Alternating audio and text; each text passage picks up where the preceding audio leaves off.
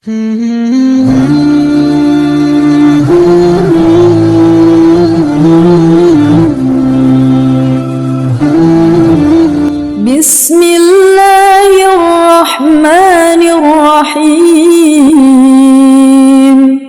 शुरू अल्लाह का नाम लेकर जो बड़ा मेहरबान निहायत रहम वाला है। अल्हम्दुलिल्लाहिल्लज़ी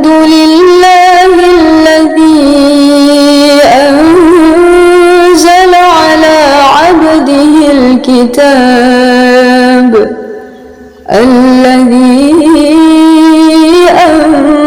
أنزل على عبده الكتاب ولم يجعل له عوجا قيما لينذر بأسا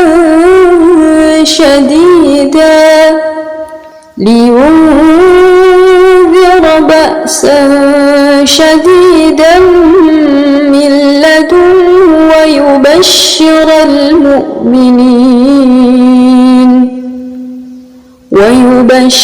المؤمنين الذين يعملون الصالحات أن لهم أجرا حسنا ماكثين فيه أبدا وينذر الذين قالوا اتخذ الله ولدا ما لهم به من علم ولا لآبائهم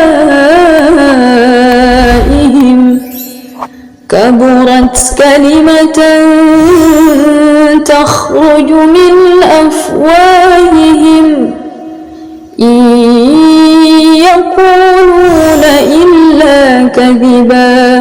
सब तारीफ अल्लाह ही को है जिसने अपने महबूब बंदे मोहम्मद सल्लल्लाहु अलैहि वसल्लम पर यह किताब नाजिल की और इसमें किसी तरह की कजी और पेचीदगी न रखी, बल्कि सीधी और सलीस उतारी ताकि लोगों को अजाब सख्त से जो उसकी तरफ से आने वाला है डराए और मोमिनों को जो नेक अमल करते हैं खुशखबरी सुनाए कि उनके लिए उनके कामों का नेक बदला यानी बहिश्त है जिसमें वो हमेशा रहेंगे, और उन लोगों को भी डराए जो कहते हैं कि अल्लाह ने किसी को बेटा बना लिया है। इनको इस बात का कुछ भी इल्म नहीं और न इनके बाप दादा ही को था। यह बड़ी सख्त बात है जो इनके मुंह से निकलती है और कुछ शक नहीं कि ये जो कुछ कहते हैं महज झूठ है। فلعلك باخع نفسك على آثارهم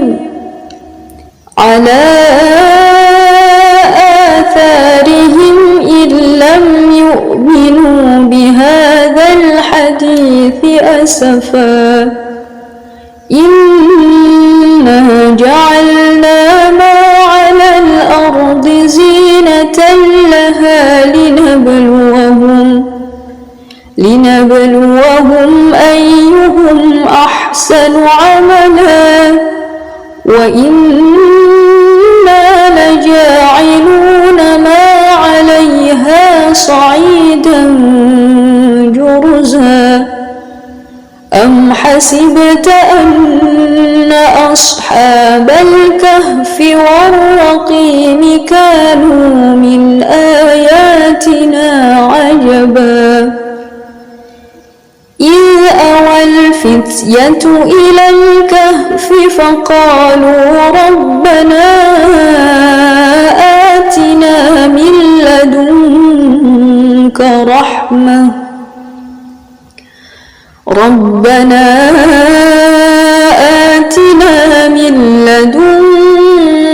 رحمة وهيئ لنا من أمرنا رشدا। ए पैगंबर, अगर ये इस कलाम पर ईमान न लाएं तो शायद तुम इनके पीछे रंज कर करके अपने तईं हलाक कर दोगे। जो चीज जमीन पर है हमने उसको जमीन के लिए जीनत बनाया है ताकि लोगों की आजमाइश करें कि उनमें कौन अच्छे अमल करने वाला है, और जो चीज जमीन पर है हम उसको नाबूद करके बंजर मैदान कर देंगे। क्या तुम ख्याल करते हो कि गार और लौह वाले हमारी निशानियों में से अजीब थे? जब वो नौजवान गार में जा रहे तो कहने लगे कि ऐ हमारे परवरदिगार, हम पर अपने हाथ से रहमत नाजिल फरमा और हमारे काम में दुरुस्ती के सामान मुहैया कर। فضربنا على آذانهم في الكهف سنين عددا ثم بعثناهم لنعلم أي الحزبين أحصى لما لبثوا أمدا نحن نقص عليك نبأهم بالحق إنهم فتية آمنوا بربهم وزدناهم هدى وربطنا على قلوبهم إذ قاموا فقالوا ربنا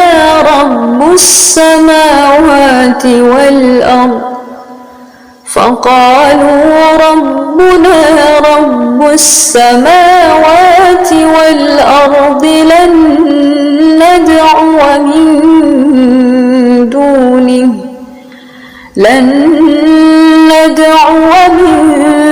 دونه إلها لقد قلنا إذا شططا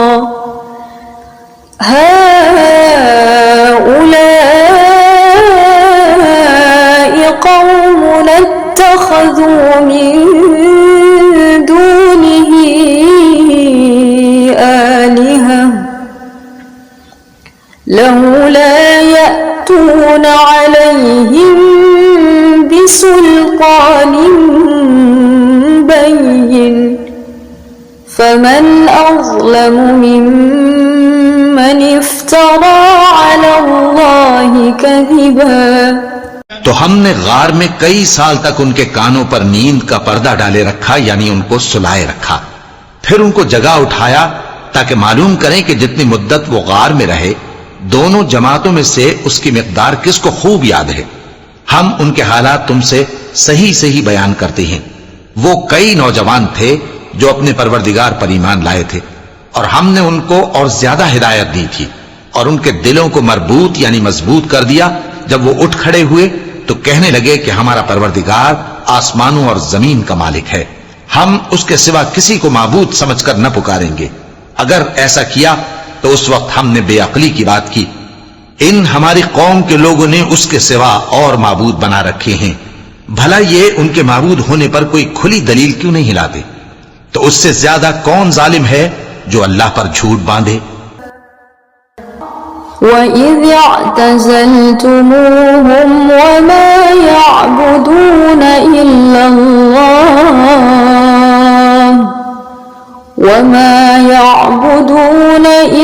اللَّهَ فَأْوُوا إِلَى الْكَهْفِ يَنشُرْ لَكُمْ رَبُّكُمْ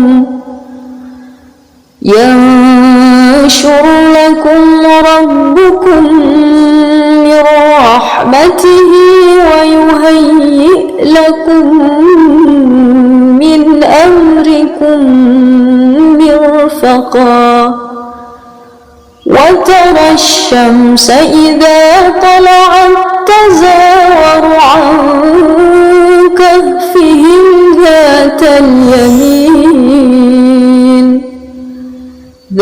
اليمين وإذا غربت تقرضهم ذات الشمال وهم في فجوة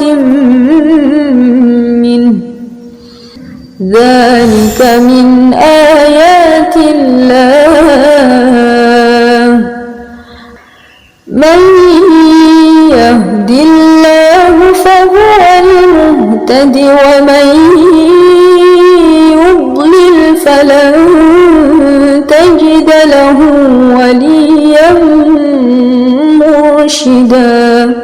और जब तुमने इन मुशरिकों से और जिनकी ये अल्लाह के सिवा इबादत करते हैं उनसे किनारा कर लिया है तो गार में चल रहो, तुम्हारा परवरदिगार तुम्हारे लिए अपनी रहमत वसी कर देगा और तुम्हारे कामों में आसानी के सामान मुहैया करेगा। और जब सूरज निकले तो तुम देखो कि धूप उनके गार से दाहिनी तरफ सिमट जाए, और जब गुरूब हो तो उनसे बाईं तरफ कतरा जाए, और वो उस गार के कुशादा हिस्से में थे। ये अल्लाह की निशानियों में से हैं। जिसको अल्लाह हिदायत दे वो हिदायत याब है, और जिसको गुमराह रहने दे तो तुम उसके लिए कोई दोस्त राह बताने वाला न पाओगे। وتحسبهم أيقاظا وهم رقود ونقلبهم ذات اليمين وذات الشمال وكلبهم باسط ذراعيه بالوصيد لو اطلعت عليهم لوليت منهم فرارا ولملئت منهم رعبا وكذلك بعثناهم ليتساءلوا بينهم قال قائل منهم كم لبثتم قالوا لبثنا يوما أو بعض يوم قالوا ربكم أعلم بما لبثتم فابعثوا أحدكم بورقكم هذه إلى المدينة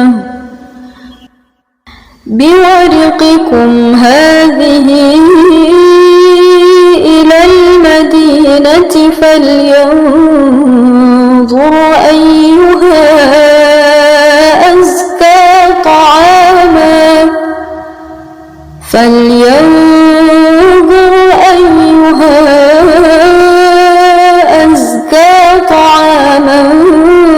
فليأتكم برزق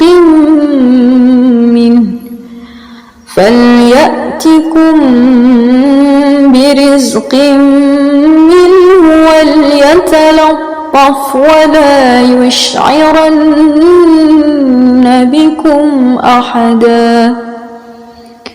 إنهم إن يظهروا عليكم يرجموكم أو يعيدوكم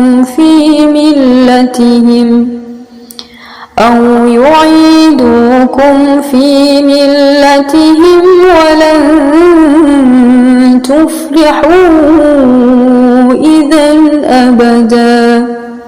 और तुम उनके मुताल्लिक ख्याल करो कि वो जाग रहे हैं हालांकि वो सोते हैं, और हम उनको दाईं और बाईं करवट बदलाते थे, और उनका कुत्ता चौखट पर दोनों हाथ फैलाए हुए था। अगर तुम उनको झांक कर देखते तो पीठ फेर कर भाग जाते और उनसे दहशत में आ जाते।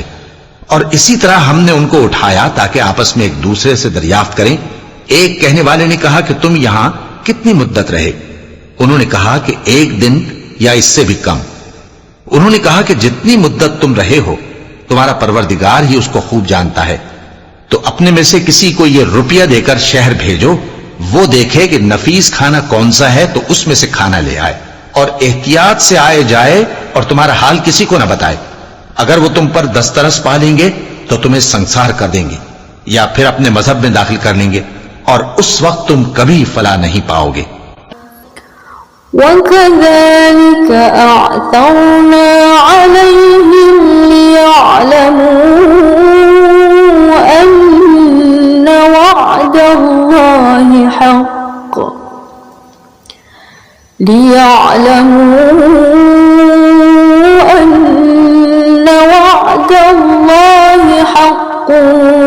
وأن الساعة لا ريب فيها إذ يتنازعون بينهم أمرهم فقالوا ابنوا عليهم بنيانا ربهم أعلم بهم قال الذين غلبوا على أمرهم لنتبعن لنتخذن عليهم مسجدا سيقولون ثلاثة رابعهم كلبهم ويقولون خمسة سادسهم كلبهم رجما بالغيب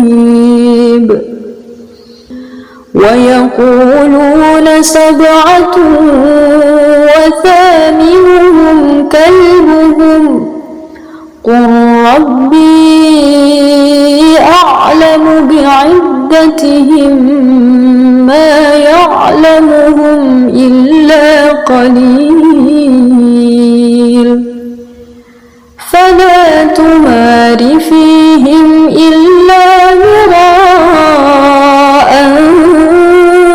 ظاهرا ولا تستفت فيهم منهم أحدا। और इसी तरह हमने लोगों को उनके हाल से खबरदार कर दिया ताकि वो जाने कि अल्लाह का वादा सच्चा है और ये कि क़यामत जिसका वादा किया जाता है उसमें कुछ शक नहीं। उस वक्त लोग उनके बारे में बाहम झगड़ने लगे और कहने लगे कि उनके गार पर इमारत बना दो। उनका परवरदिगार उनके हाल से खूब वाकिफ है। जो लोग उनके मामले में गलबा रखते थे वो कहने लगे कि हम उनके गार पर मस्जिद बनाएंगे। बाज लोग अटकल पच्चू कहेंगे कि वो 3 थे और चौथा उनका कुत्ता था, और बाज कहेंगे कि वो 5 थे और छठा उनका कुत्ता था, और बाज कहेंगे कि वो 7 थे और 8वां उनका कुत्ता था। कह दो कि मेरा परवरदिगार ही उनके शुमार से खूब वाकिफ है। उनको जानते भी हैं तो थोड़े ही लोग जानते हैं। तो तुम उनके मामले में बहस ना करना मगर सरसरी सी बहस, और न उनके बारे में उनमें से किसी से कुछ दरियाफ्त ही करना। वला तक़ूलन्न लिशैइन इन्नी फ़ाइलुन ज़ालिका गदा इल्ला अन यशाअ अल्लाह वज़्कुर रब्बक इज़ा नसीत वक़ुल असा अन यहदियनि रब्बी लिअक़रब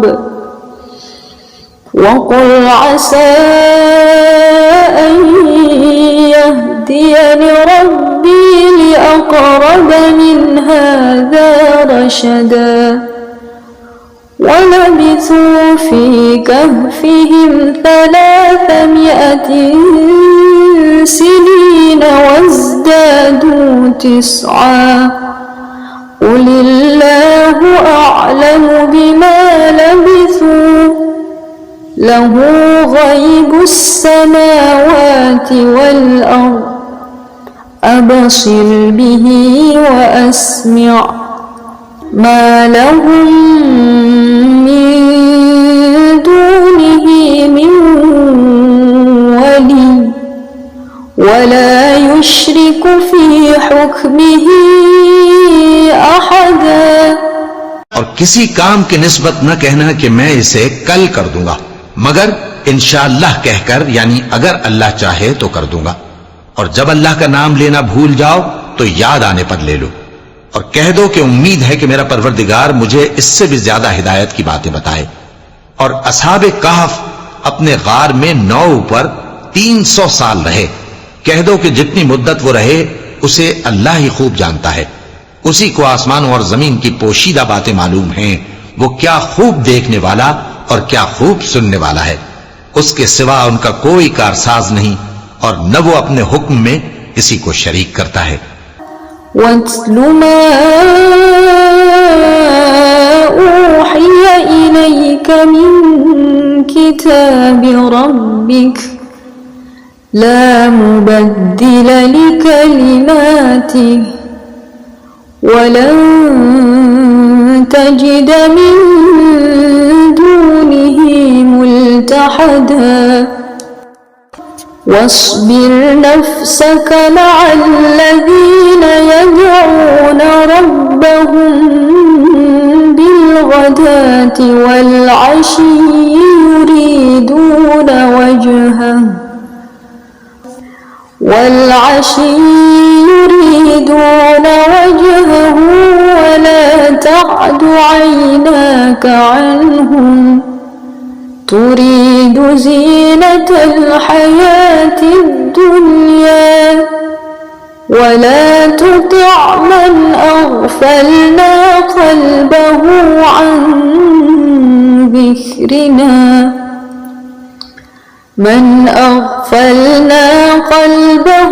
عن ذكرنا واتبع هواه وكان أمره فرطا।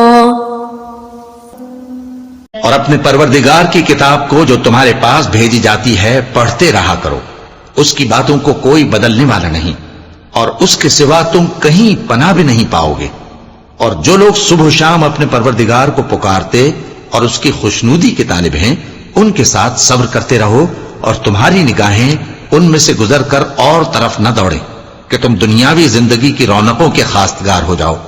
और जिस शख्स के दिल को हमने अपनी याद से गाफिल कर दिया है और वो अपनी ख्वाहिश की पैरवी करता है और उसका काम हद से बढ़ गया है, उसका कहा न मानना। वक़ुलिल हक़्क़ु मिर रब्बिकुम फमन शाअ फल्यु'मिन वमन शाअ फल्यकफुर इन्ना अअतदना लिज़्ज़ालिमीन नारन अहात बिहिम सुरादिक़ुहा वइन यस्तगीथू युगाथू बिमाइन कल्मुहलि यश्विल वुजूह बि'सश्शराब वसाअत मुर्तफक़ा इन्नल्लज़ीन आमनू वअमिलुस्सालिहाति इन्ना ला नुदीअु अजर मन अहसन अमला उलाइक लहुम जन्नातु अदनिन तजरी मिन तहतिहिमुल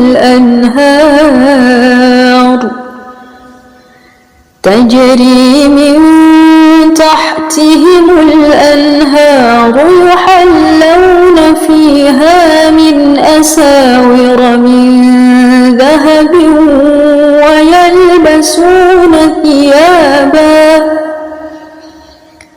ويلبسون ثيابا خضرا من سندس وإستبرق متكئين فيها على الأرائك نعم الثواب وحسنت مرتفقا। और कह दो कि लोगों, ये कुरान तुम्हारे परवरदिगार की तरफ से बरहक है, तो जो चाहे ईमान लाए और जो चाहे काफिर रहे। हमने जालिमों के लिए दोज़ख की आग तैयार कर रखी है जिसकी कनातें उनको घेर रही होंगी, और अगर फरियाद करेंगे तो ऐसे खौलते हुए पानी से उनकी दादरसी की जाएगी जो पिघले हुए तांबे की तरह गर्म होगा और जो उनके चेहरों को भून डालेगा। उनके पीने का पानी भी बुरा और आरामगाह भी बुरी। और जो ईमान लाए और काम भी नेक करते रहे तो हम नेक काम करने वालों का अज्र जाया नहीं करते। ऐसे लोगों के लिए हमेशा रहने के बाग हैं जिनमें उनके महलों के नीचे नहरें बह रही हैं। उनको वहां सोने के कंगन पहनाए जाएंगे और वो बारीक दीबा और अतलस के सब्ज कपड़े पहना करेंगे और तख्तों पर तकिए लगाकर बैठा करेंगे। क्या खूब बदला और क्या खूब आरामगाह है। واضرب لهم مثلا رجلين جعلنا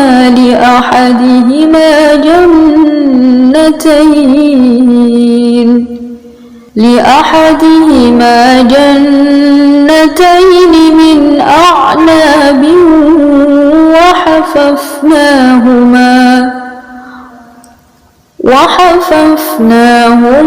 بنخل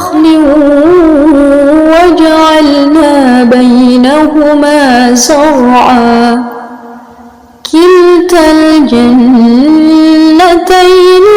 آتت أكلها ولم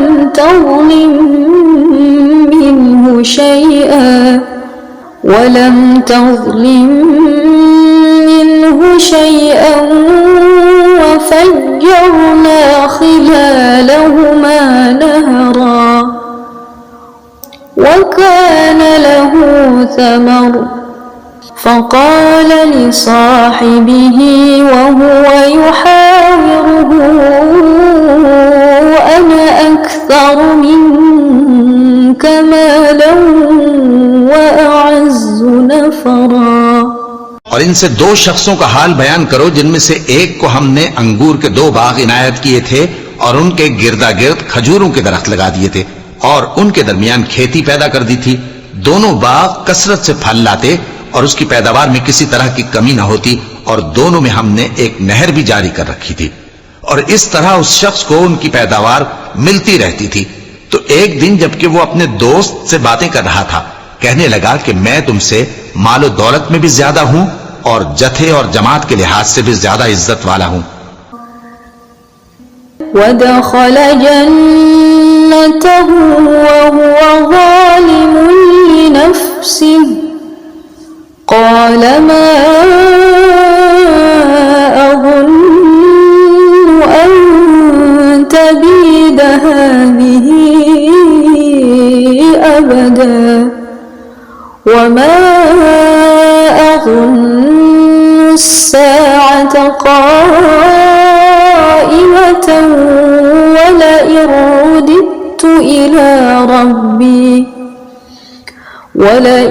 رددت إلى ربي لأجدن خيرا منها منقلبا قال له صاحبه وهو يحاوره أكفرت بالذي خلقك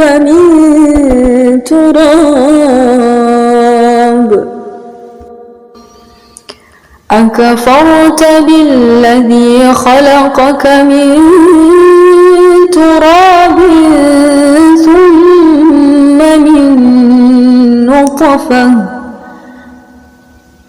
ثم من نطفة ثم سواك رجلا لكن هو الله ربي ولا أشرك بربي أحدا।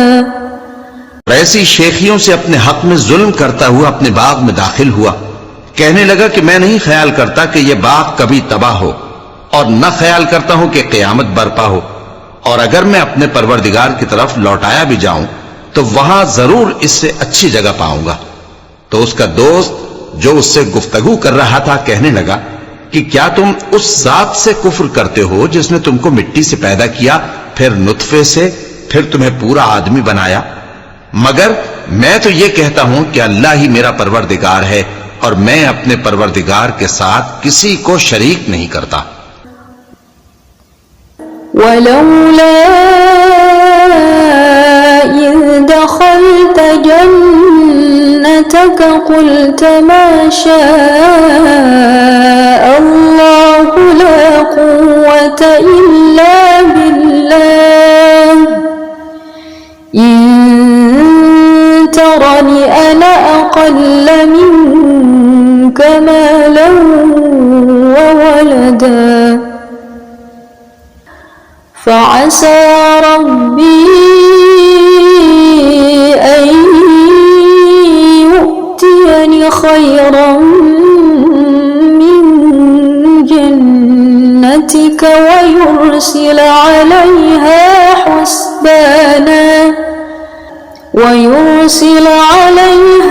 حسبانا من السماء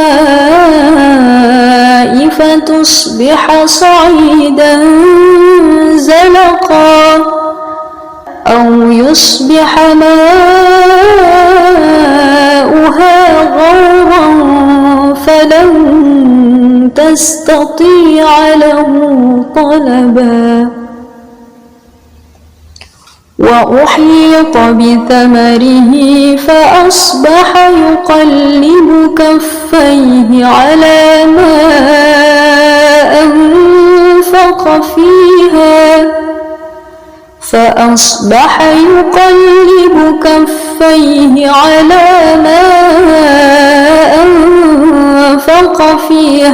وهي خاوية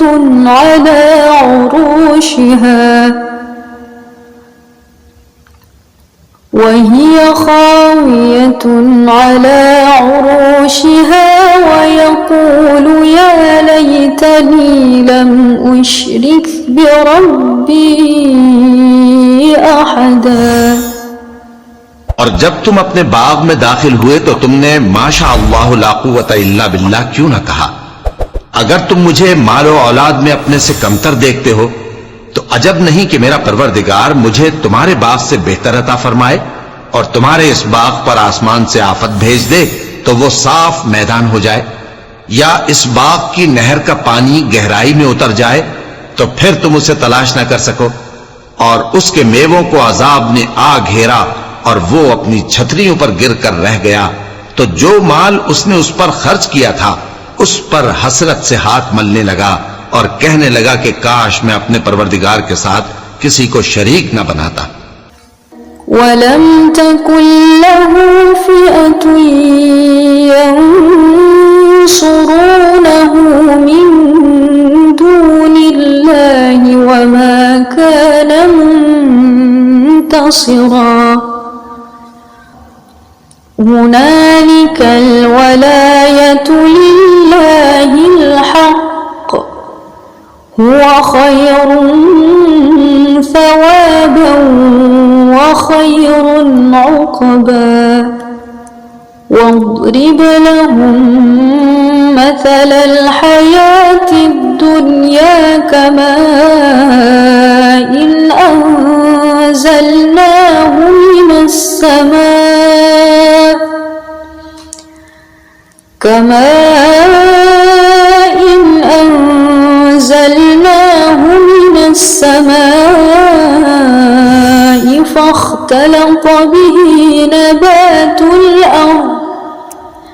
فاختلط به نبات الأرض فأصبح هشيما تذروح الرياح وكان الله على كل شيء मुक़तदिरा। उस वक्त अल्लाह के सिवा कोई जमात उसकी मददगार न हुई और न वो बदला ले सका। यहां से साबित हुआ कि हुकूमत सब अल्लाह की है, जो माबूद बरहक है वही बेहतरीन सवाब अता करने वाला और बेहतरीन अंजाम लाने वाला है।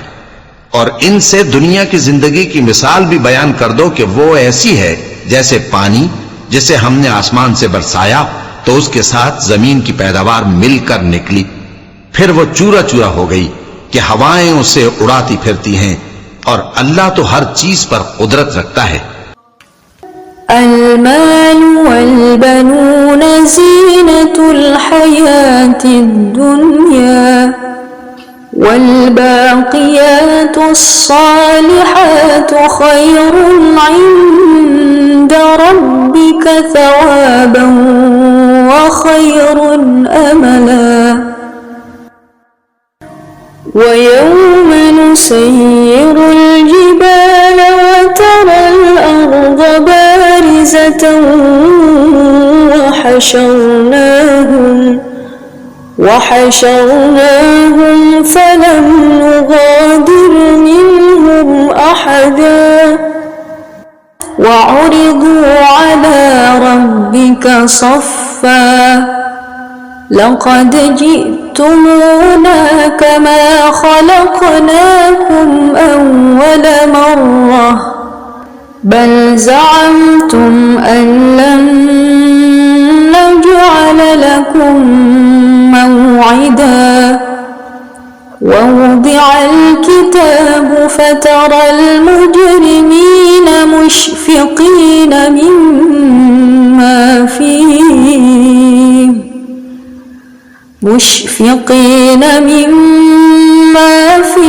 ويقولون يا ويلتنا ما لهذا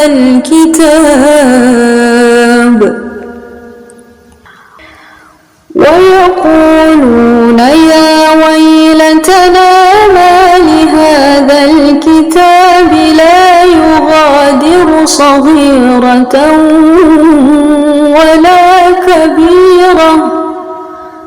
ولا كبيرة إلا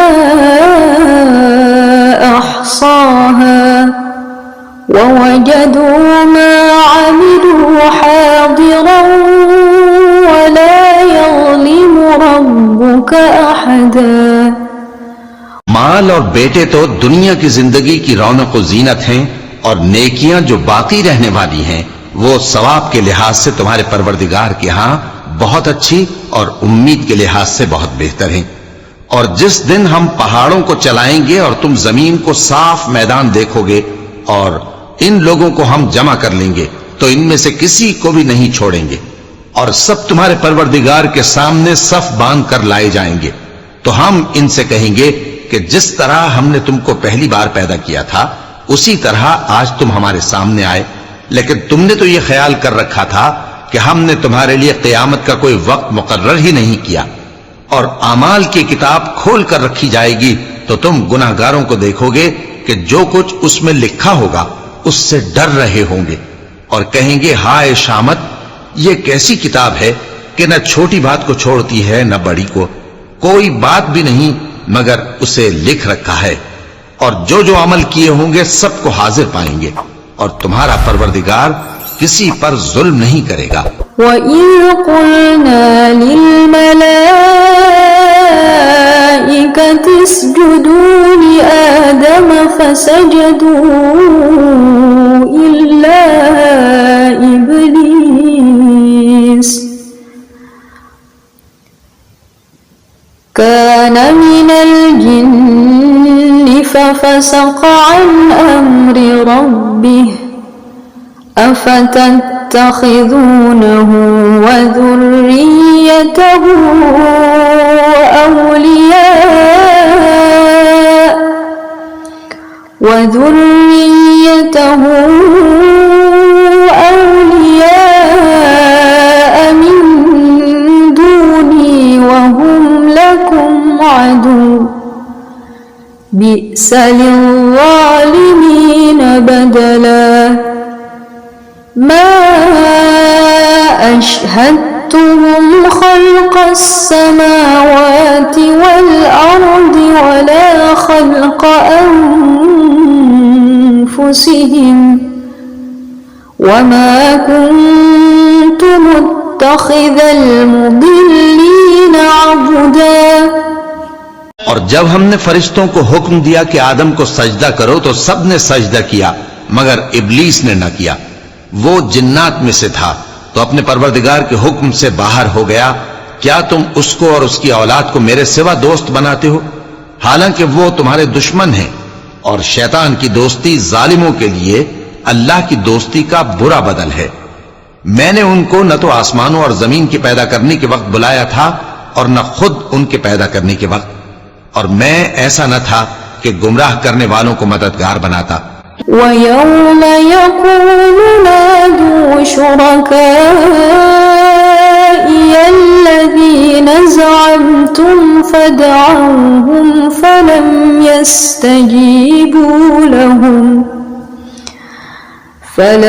يَسْتَجِيبُوا لَهُمْ وَجَعَلْنَا بَيْنَهُم مَّوْبِقًا ورأى المجرمون النار فظنوا أنهم مواقعوها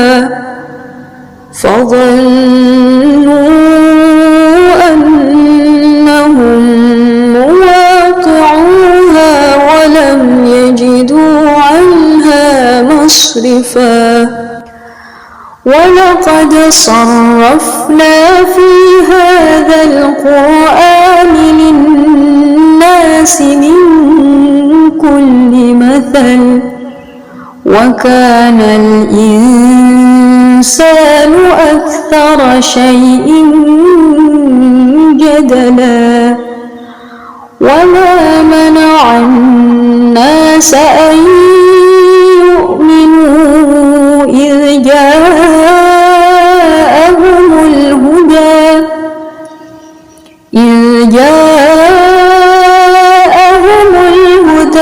ويستغفروا ربهم إلا أن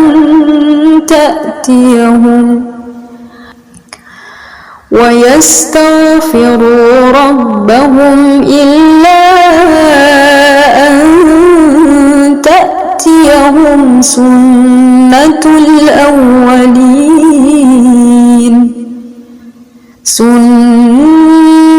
الأولين أو يأتيهم العذاب قبلا। और जिस दिन अल्लाह फरमाएगा कि अब मेरे शरीकों को जिनकी निस्बत तुम माबूद होने का गुमान रखते थे बुलाओ, तो वो उनको बुलाएंगे मगर वो उनको कुछ जवाब न देंगे और हम उनके दरमियान हलाकत की एक जगह बना देंगे और गुनहगार लोग दोज़ख को देखेंगे तो यकीन कर लेंगे कि वो उसमें पड़ने वाले हैं और उससे बचने का कोई रास्ता न पाएंगे। और हमने इस कुरान में लोगों के समझाने के लिए तरह तरह की मिसालें बयान फरमाई हैं, लेकिन इंसान सब चीजों से बढ़कर झगड़ालू है। और लोगों के पास जब हिदायत आ गई तो उनको किस चीज ने मना किया कि ईमान लाएं और अपने परवरदिगार से बख्शिश मांगें, बजुज इसके कि इस बात के मुंतजिर हों कि उन्हें भी पहलों का सा मामला पेश आए या उन पर अजाब सामने से आ जाए। वमा नुरसिलुल मुरसलीन इल्ला मुबश्शिरीन व मुंज़िरीन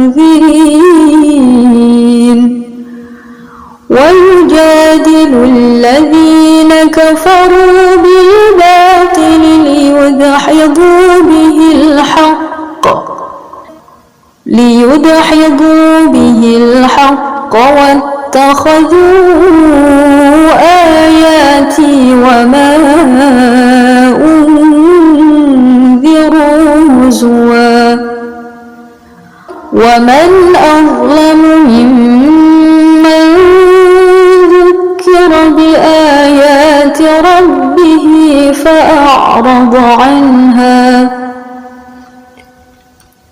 فأعرض عنها ونسي ما قدمت يداه إنا جعلنا على قلوبهم أكنة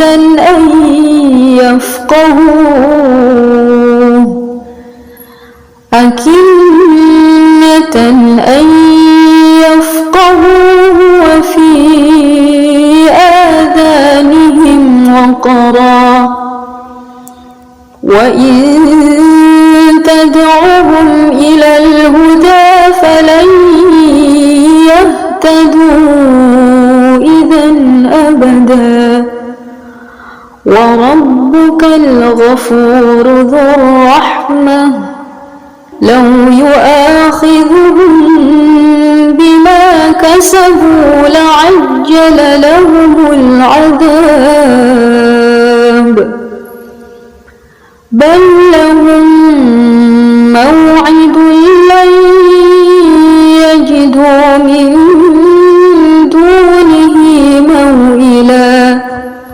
और हम जो पैगंबरों को भेजा करते हैं तो सिर्फ इसलिए कि लोगों को अल्लाह की नेमतों की खुशखबरियां सुनाएं और अजाब से डराएं। और जो काफिर हैं वो बातिल की मदद से झगड़ा करते हैं ताकि उससे हक को फिसला दें। और उन्होंने हमारी आयतों को और जिस चीज से उनको डराया जाता है उसे हंसी बना लिया है। और उससे बढ़कर जालिम कौन, जिसको उसके परवरदिगार की आयत के जरिए समझाया गया तो उसने उनसे मुंह फेर लिया और जो अमाल वो आगे कर चुका उसको भूल गया। हमने उनके दिलों पर पर्दे डाल दिए कि उसे समझ न सकें और कानों में सिक्ल पैदा कर दिया है कि सुन न सकें। और अगर तुम उनको रास्ते की तरफ बुलाओ तो कभी रास्ते पर ना आएंगे, और तुम्हारा परवरदिगार बख्शने वाला साहिब रहमत है। अगर वो उनके करतूतों पर उनको पकड़ने लगे तो उन पर झट अजाब भेज दे, मगर उनके लिए एक वक्त मुकर्रर कर रखा है कि उसके अजाब से कोई पनाह की जगह न पाएंगे। वतिल्कल कुरा अहलकनाहुम लम्मा ज़लमू वजअलना लिमहलिकिहिम मौइदा वइज़ क़ाल मूसा लिफ़ताहु ला अब्रहु हत्ता अब्लुग़ मजमअल बहरैन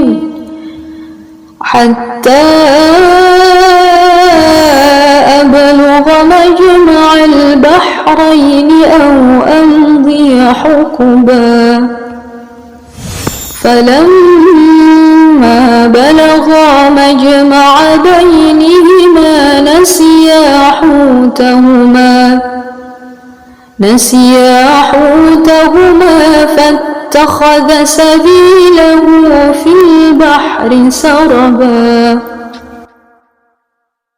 فلما جاوزا قال لفتاه آتنا غداءنا لقد لقينا من سفرنا هذا نصبا قال أرأيت إذ أوينا إلى الصخرة فإني نسيت الحوت وما أنسانيه إلا الشيطان أن أذكره واتخذ سبيله في البحر عجبا قال ذلك ما كنا نبغي فارتدا على آثارهما قصصا। और ये बस्तियां जो वीरान पड़ी हैं, जब इन्होंने कुफ्र करके जुल्म किया तो हमने इनको तबाह कर दिया और इनकी तबाही के लिए एक वक्त मुकर्रर कर दिया था। और जब मूसा ने अपने शागिर्द से कहा कि जब तक मैं दो दरियाओं के मिलने की जगह न पहुंच जाऊं, टलने का नहीं, खास सदियों चलता रहूं। फिर जब वो दोनों उन दरियाओं के संगम पर पहुंचे तो अपनी मछली भूल गए। फिर उस मछली ने दरिया में सुरंग की तरह अपना रास्ता बना लिया। जब आगे चले तो मूसा ने अपने शागिर्द से कहा कि हमारा खाना लाओ, इस सफर से हमको बहुत थकान हो गई है। उसने कहा कि भला आपने देखा कि जब हमने उस चट्टान के पास आराम किया था तो मैं मछली वहीं भूल गया और मुझे आपसे उसका जिक्र करना शैतान ने भुला दिया, और उस मछली ने अजीब तरह से दरिया में अपना रास्ता बनाया। मूसा ने कहा, यही तो वो मकाम है जिसे हम तलाश करते थे। तो वो अपने पांव के निशान देखते देखते लौट गए। فوجدا عبدا من عبادنا آتيناه رحمة من عندنا وعلمناه من لدنا علما قال له موسى هل أتبعك على أن تعلمني مما علمت رشدا قال إنك لن تستطيع معي صبرا وكيف تصبر على ما لم تحط به خبرا قال ستجدني إن شاء الله صابرا ستجدني إن شاء الله صابرا ولا أعصي لك أمرا قال فإن اتبعتني فلا تسألني عن شيء حتى أحدث لك منه ذكرا فانطلقا حتى إذا ركبا في السفينة خرقها قال أخرقتها لتغرق أهلها لقد جئت شيئا إمرا। वहां उन्होंने हमारे बंदों में से एक बंदा देखा जिसको हमने अपने हाथ से रहमत खास से नवाजा था और अपने पास से एक खास इल्म बख्शा था।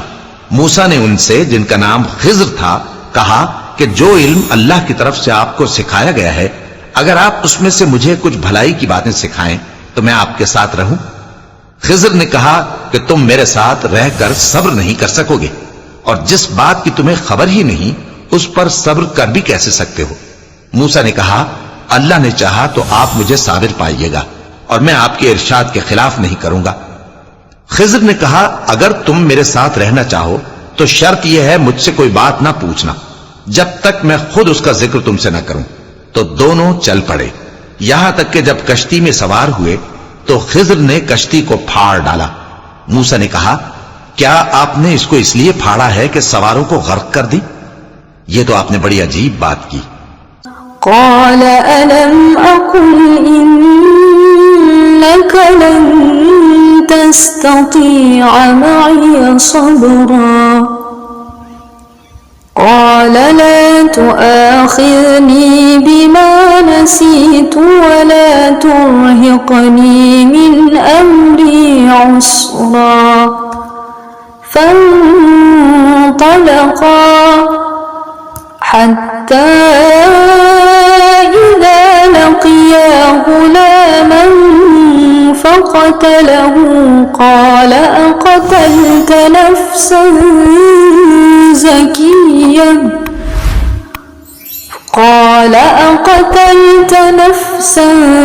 زكية بغير نفس لقد جئت شيئا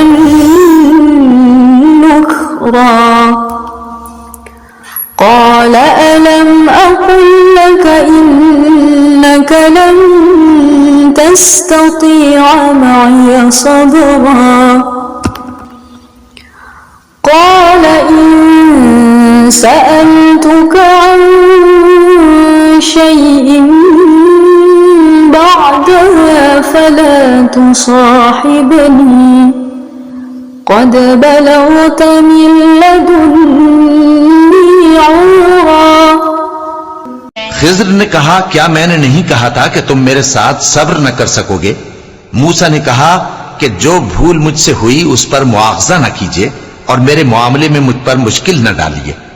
फिर दोनों चले, यहां तक कि रास्ते में एक लड़का मिला तो खिज्र ने उसे मार डाला। मूसा ने कहा कि आपने एक बेगुनाह शख्स को नाहक बगैर किसास के मार डाला, यह तो आपने बुरी बात की। खिज्र ने कहा, क्या मैंने नहीं कहा था कि तुमसे मेरे साथ सब्र नहीं हो सकेगा? उन्होंने कहा कि अगर मैं इसके बाद फिर कोई बात पूछूं यानी एतराज करूं तो मुझे अपने साथ न रखिएगा कि आप मेरी तरफ से उज्र के कबूल करने में हद को पहुंच गए हैं।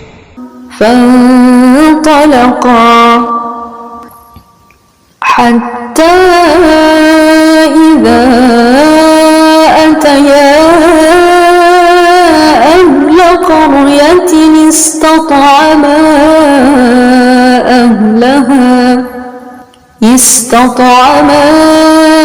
أهلها فأبوا أن يضيفوهما فوجدا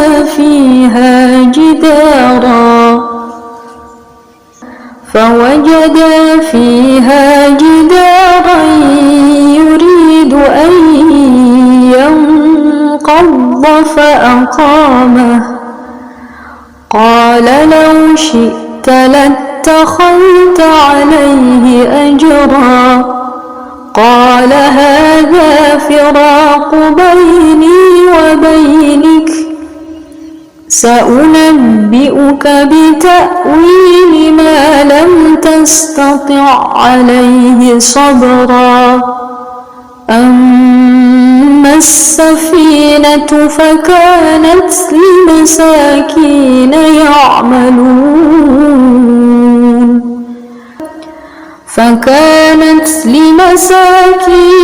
يعملون في البحر فأردت أن أعيبها وكان وراءهم ملك يأخذ كل سفينة غصبا. फिर दोनों चले, यहां तक कि गांव वालों के पास पहुंचे और उनसे खाना तलब किया। उन्होंने उनकी जियाफत करने से इनकार किया। फिर उन्होंने वहां एक दीवार देखी जो गिरा चाहती थी, तो खिज्र ने उसको सीधा कर दिया। मूसा ने कहा कि अगर आप चाहते तो इनसे इसका मुआवजा ले लेते ताकि खाने का काम चलता। खिज्र ने कहा कि अब मुझ में और तुम में अलहदगी, मगर जिन बातों पर तुम सब्र न कर सके मैं उनका तुम्हें भेद बताए देता हूं कि वो जो कश्ती थी गरीब लोगों की थी जो दरिया में मेहनत करके यानी कश्तियां चलाकर गुजारा करते थे, और उनके सामने की तरफ एक बादशाह था जो हर अच्छी कश्ती को जबरदस्ती छीन लेता था। तो मैंने चाहा कि उसे ऐबदार कर दूं ताकि वो उसे गस्ब न कर सके। वअम्मल गुलाम फकान अबवाहु मुअमिनैन फखशीना अन युरहिqहुमा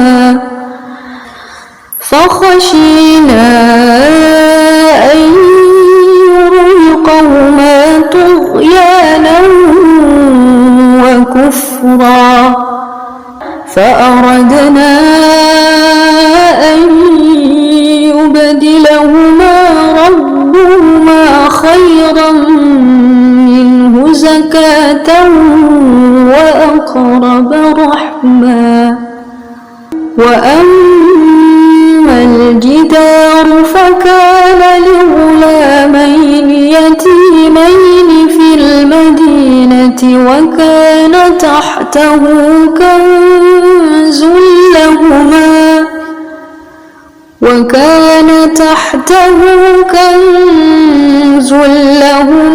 وكان أبوهما صالحا فأراد ربك أن يبلغا أشدهما ويستخرجا كنزهما رحمة من ربك. और वो जो लड़का था उसके माँ बाप दोनों मोमिन थे। हमें अंदेशा हुआ कि वो बड़ा होकर बदकिरदार होगा तो कहीं उनको सरकशी और कुफ्र में ना फंसा दे, तो हमने चाहा कि उनका परवरदिगार उसकी जगह उनको और बच्चा अता फरमाए जो अखलाकी पाकीज़गी में बेहतर और मोहब्बत में ज्यादा करीब हो।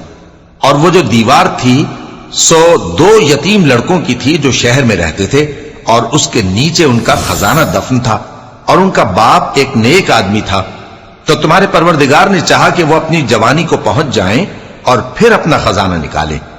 ये तुम्हारे परवरदिगार की मेहरबानी है, और ये काम मैंने अपनी तरफ से नहीं किए। ये उन बातों की हकीकत है जिन पर तुम सब्र न कर सके। वमा फ़अल्तुहु अन अम्री ज़ालिक तअवीलु मा लम तस्तिअ अलैहि सब्रा वयस्अलूनक अन ज़िल क़रनैन क़ुल सअत्लू अलैकुम मिन्हु ज़िक्रा इन्ना मक्कन्ना लहु फ़िल अर्दि वआतैनाहु मिन कुल्लि शैइन सबबा फ़अत्बअ सबबा हत्ता इज़ा बलग़ मग़रिब الشمس وجدها تغرب في عين حمئة ووجد عندها قوما قلنا يا ذا القرنين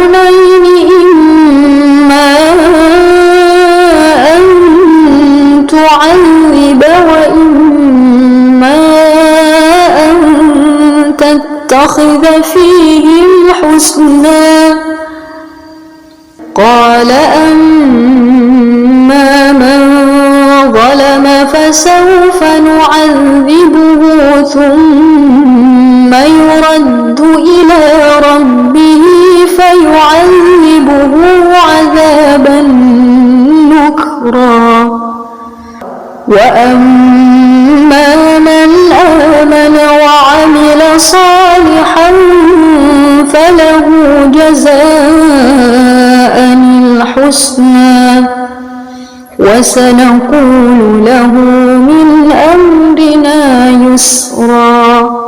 और तुमसे जुल्करनैन के बारे में दरियाफ्त करते हैं, कह दो कि मैं उसका किसी कदर हाल तुम्हें पढ़कर सुनाता हूं। हमने उसको जमीन में बड़ा इक्तिदार दिया था और हर तरह का सामान उसको अता किया था। तो उसने एक सफर का सामान किया, यहां तक कि जब सूरज के गुरूब होने की जगह पहुंचा तो उसे ऐसा पाया कि एक कीचड़ वाले चश्मे में डूब रहा है और उस चश्मे के पास एक कौम देखी। हमने कहा, जुल्करनैन, तुम इनको खा तकलीफ दो खा इनके बारे में भलाई इख्तियार करो, दोनों बातों की तुमको कुदरत है।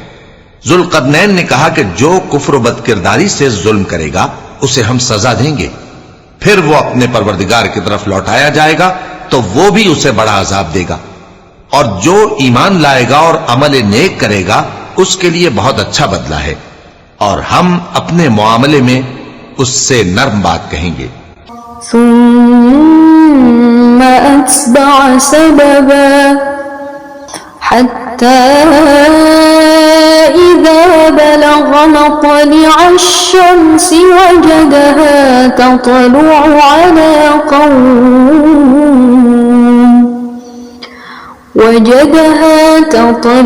على قوم لم نجعل لهم من دونها سترا كذلك وقد أحطنا بما لديه خبرا ثم أتبع سببا حتى إذا بلغ بين السدين وجد من دونهما قوما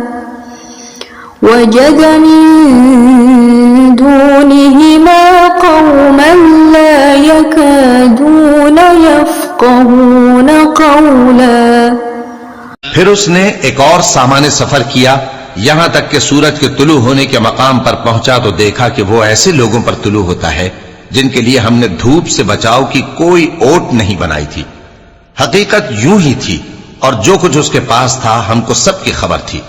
फिर उसने एक और सफर का सामान किया, यहां तक कि दो ऊंचे सीधे पहाड़ों के दरमियान पहुंचा तो देखा कि उनके उस तरफ कुछ लोग हैं कि बात को समझ नहीं सकते।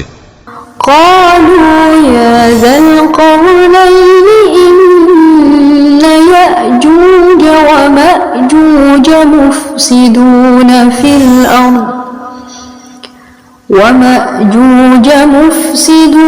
في الأرض فهل نجعل لك خرجا على أن تجعل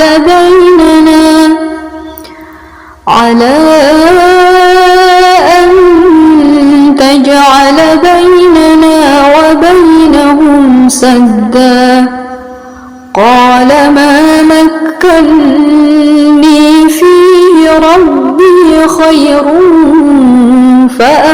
فأعينوني بقوة أجعل بينكم وبينهم ردما آتوني زبر الحديد حتى إذا ساوى بين الصدفين قال انفخوا حتى إذا جعله نارا قال آتوني أفرغ عليه قطرا فما استطاعوا أن يظهروه وما استطاعوا له نقبا قال هذا رحمة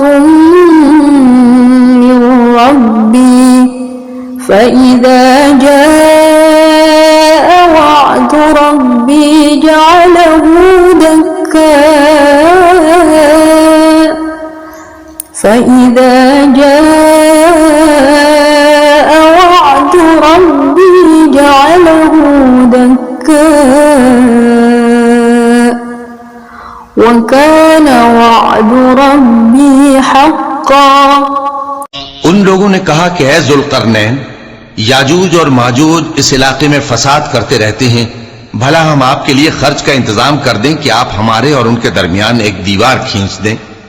जुल्करनैन ने कहा कि खर्च का जो मकदूर अल्लाह ने मुझे बख्शा है वो बहुत अच्छा है, तुम मुझे कुव्वत बाजू से मदद दो, मैं तुम्हारे और उनके दरमियान एक मजबूत रुकावट बना दूंगा। तुम लोहे के बड़े बड़े तख्ते मेरे पास लाओ। चुनाचे काम जारी कर दिया गया, यहां तक कि जब उसने दोनों पहाड़ों के दरमियान का हिस्सा बराबर कर दिया और कहा कि अब इसे धोको, यहां तक कि जब उसको धोंक धोंक कर आग कर दिया तो कहा कि अब मेरे पास तांबा लाओ कि उस पर पिघला कर डाल दूं। फिर उनमें यह कुदरत न रही कि उस पर चढ़ सकें और न ये ताकत रही कि उसमें नक्ब लगा सकें। बोला कि ये मेरे परवरदिगार की मेहरबानी है, फिर जब मेरे परवरदिगार का वादा आ पहुंचेगा तो उसको ढाकर हमवार कर देगा और मेरे परवरदिगार का वादा सच्चा है। وتركنا بعضهم يومئذ يموج في بعض ونفخ في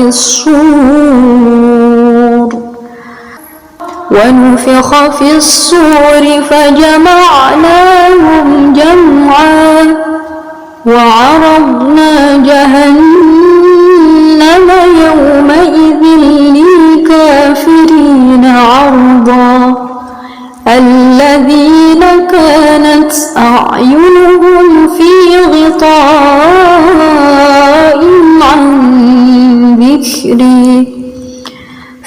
غطاء عن ذكري وكانوا لا يستطيعون سمعا أفحسب الذين كفروا أن يتخذوا عبادي من دوني أولياء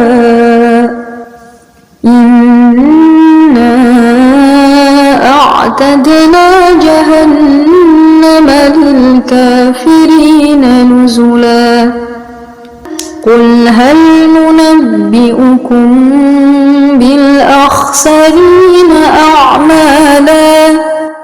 उस रोज हम उनको छोड़ देंगे कि रूए जमीन पर फैलकर एक दूसरे में घुस जाएंगे और सूर फूंका जाएगा तो हम सबको जमा कर लेंगे और उस रोज हम जहन्नम को काफिरों के सामने लाएंगे जिनकी आंखें मेरी याद से पर्दे में थीं और वह सुनने की ताकत नहीं रखते थे।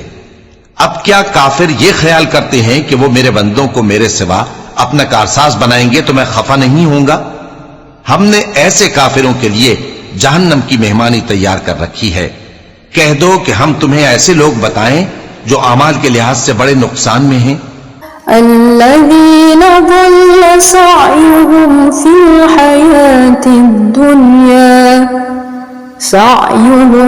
الحياة الدنيا وهم يحسبون أنهم يحسنون صنعا أولئك الذين كفروا بآيات ربهم ولقائه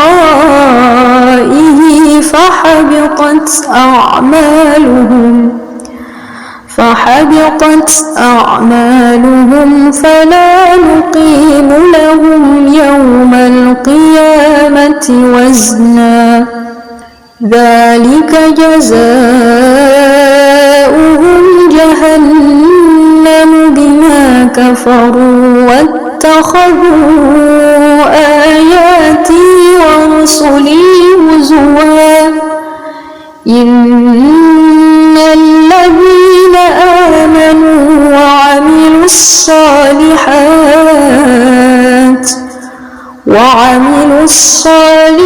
الصالحات كانت لهم جنات الفردوس نزلا خالدين فيها لا يبغون عنها حولا।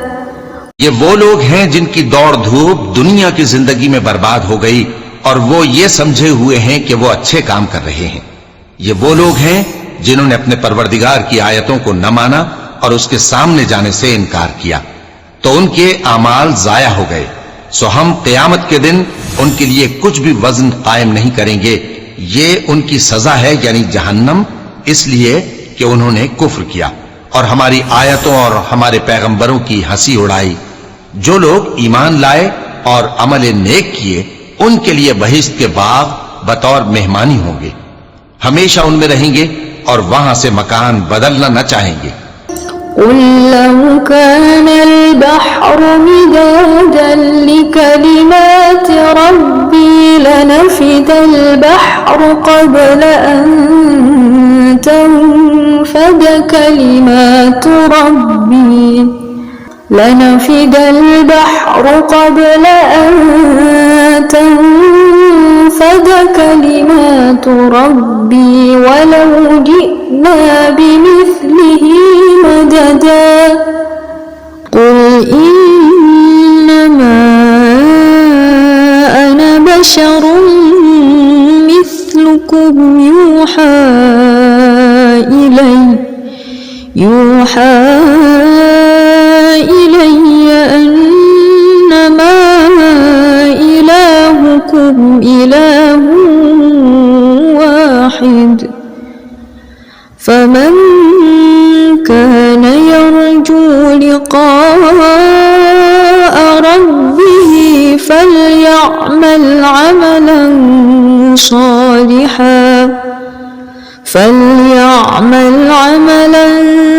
صالحا ولا يشرك بعبادة ربه أحدا। कह दो कि अगर समंदर मेरे परवरदिगार की बातों के लिखने के लिए रोशनाई हो तो कब्ल इसके कि मेरे परवरदिगार की बातें तमाम हों समंदर खत्म हो जाए, अगरचे हम वैसा ही और उसकी मदद को लाएं। कह दो कि मैं तुम्हारी तरह का एक बशर हूं, अलबत्ता मेरी तरफ वही आती है कि तुम्हारा माबूद वही एक माबूद है। तो जो शख्स अपने परवरदिगार से मिलने की उम्मीद रखे चाहिए कि अमल नेक करे और अपने परवरदिगार की इबादत में किसी को शरीक ना बनाए।